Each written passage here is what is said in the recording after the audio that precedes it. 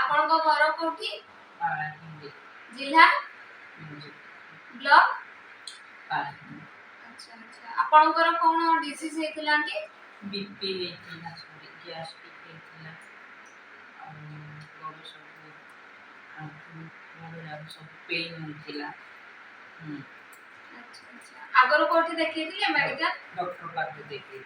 ଆଚ୍ଛା ଡକ୍ଟର କଣ କହିଲେ? ନାଇଁ ସବୁବେଳେ ଟାଇମ୍ରେ ଖାଇବ, ଲେଟ୍ କରିବୁନି, ଆଉ ବୟସ ଅନୁସାରେ ବି ପେନ୍ ଯାକ ଟିକେ ଟିକେ ବାହାରିବ। ଡକ୍ଟର ମେଡିସିନ କେତେ ବର୍ଷ ହେଲାଣି ଖାଉଥିଲେ? ନାଇଁ ମୁଁ ଖାଇନି, ଗୋଟିଏ 15 ଦିନ ଖାଏ ଆଉ ବାକି ଡକ୍ଟର ମେଡିସିନ? ଆଚ୍ଛା ଆଚ୍ଛା କେତେ ବର୍ଷ ହେଲାଣି ଏମିତି ରୋଗ ହେଇକି?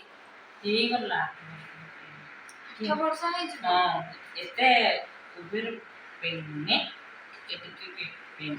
ଆଚ୍ଛା କୋଉ ମେଡିସିନ ଖାଇବାରୁ ଭଲ ହେଲେ ଏବେ?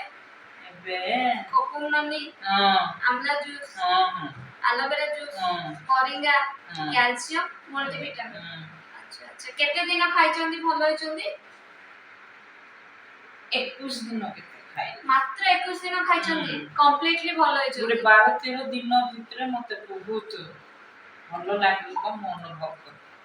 ଭଲ ଲାଗିଲା ବୋଲିକି ଅନୁଭବ କଲି, ମାଉସୀକୁ ଫୋନ୍ କରିକି ଜଣେଇଲି, ମାଉସୀ ସେ ଔଷଧ ଦ୍ୱାରା ମତେ ବହୁତ ଭଲ ଲାଗୁଛି, ସେ ସବୁ ମତେ ବହୁତ କାମରେ ଆସୁଛି, କାମ ଦେଉଛି ମତେ ବୋଲି ମୁଁ ତାଙ୍କୁ ଜଣାଇଲି। ଆଚ୍ଛା ମାତ୍ର 21 ଦିନ ଖାଇକି କମ୍ପ୍ଲିଟଲି ଭଲ ହେଇଗଲେ। ଯାଉଛୁ ଭଗବାନଙ୍କୁ ଅଶେଷ ଧନ୍ୟବାଦ, ପ୍ରଭୁଙ୍କୁ ମଧ୍ୟ ଧନ୍ୟବାଦ ଦଉଛି, ବୁଝିଲେ? ଆଚ୍ଛା ଆଣ୍ଟି ଆପଣ ସୋସାଇଟିକୁ କଣ ମେସେଜ ଦେବା ପାଇଁ ଚାହୁଁଛନ୍ତି? ନାଇଁ ମୁଁ ଭଲ ଅଛି, ଆଉ ଯିଏ ମତେ ପଚାରିବ ଆପଣମାନେ ବି ଯାଆନ୍ତୁ, ଡକ୍ଟର ପାଖରେ ଦେଖେଇବେ, ଭଲ ହେବ।